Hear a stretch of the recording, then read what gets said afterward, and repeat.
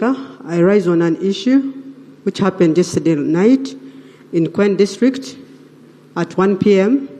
We happened to have a very heavy downpour, and it is well known that Sebei, particularly Kween, is a very mountainous area. So what happened is, out of the heavy rains, there was a serious landslide, and as a result, 6 people lost their lives, and 3 of them are lying in Kapchorwa Hospital for treatment.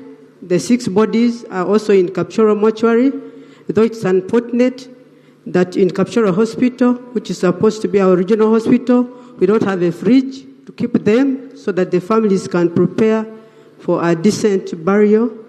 I am here on their feet and grieving with them that may the office of the Prime Minister, it's good my sister, the Minister, Abe Lilian, is right with us here.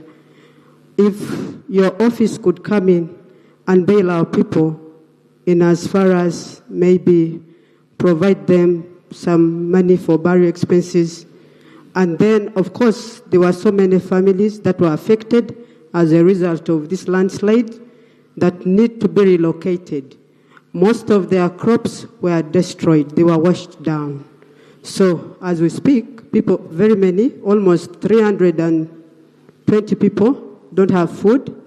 They are there languishing and grieving. And on that note also, when you come to the lower belt, that is soil. Of course, I'm speaking as a District Woman MP. As a result of the same rain, the rain was washed from up, rain from up, downwards, reaching down. It carried so many cows, pigs, goats, hens of our people in the lower belt. But I want to put it to you that there's a report that is coming or that is being availed to us by the disaster management report, management group from the district. So my prayers are, one, I thought you did your prayers. Those were 2.